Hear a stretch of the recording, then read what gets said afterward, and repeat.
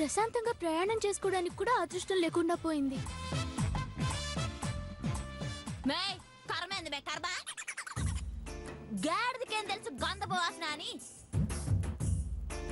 నీకేం తెలుసు మే కార్లో పోయేదాని గురించి, జాలీగా ఉండేదాని గురించి? ఎప్పుడైనా కారు మొహం చూసుంటావా? ఎడ్ల బండిలో ఎక్కిపోయే పల్లెటూరు దాని కదా. అవునవును, తమరు పుట్టింది పల్లెటూరు కాకుండా అమెరికా మరి. మే సీమ మేనాది సీమ. మాకు కార్లు సుమలు కొత్త కాదు మే. నన్ను కనేదానికి మా అమ్మను సుమలో తీసుకుపోయేటప్పుడు ఆ పోయే స్పీడ్ కి గాల్లో ఎగురుంది సుమ. అప్పుడు పుట్టినానుమే నేను. నువ్వు నన్ను పల్లెటూరు దాను అంటుంటావా మే?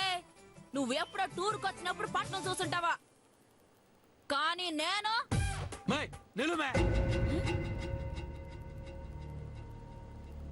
ఏంటి నీ ఇష్టానికి మాట్లాడుతుండవా? రేవతి ఏమని అన్నావంటే ఆ మాట నన్ను అన్నట్టే.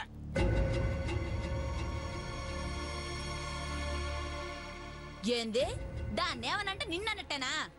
అవునా? అట్నా అయితే సరే. మే రావతి ఐ లవ్ యూ.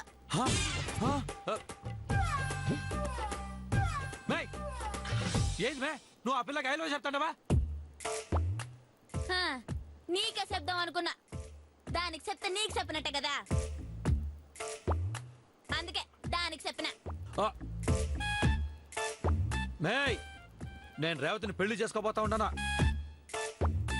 నువ్వు ఇట్లాంటి మాటలు మాట్లాడే తప్ప. నీ మంచు కోసమే చెప్తా ఉంటాను. నా మీద ఆశలు వదిలేసి మీ ఊరు బస్ ఎక్కి పోతా ఉండా. మావా నన్ను కట్ చేసేదానికి దాని మీద లవ్ ఉన్నట్టు యాక్ట్ చేస్తా ఉండవా? నాకు తెలుసా.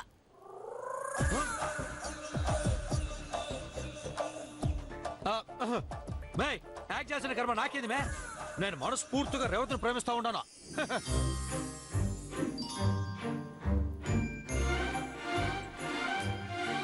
నేను రేవతి నిజంగా ప్రేమించకపోతే అందరి ముందు చెప్పి వేలి ఉంగరం ఎందుకు పెడతాను మే?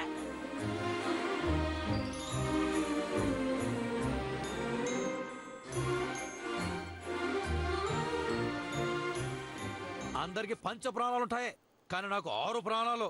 ఆ 6వ ప్రాణం ఎవరో తెలిసినా? నా రేవతే, నా రేవతే, నా రేవతే, నా రేవతే, నా రేవతే.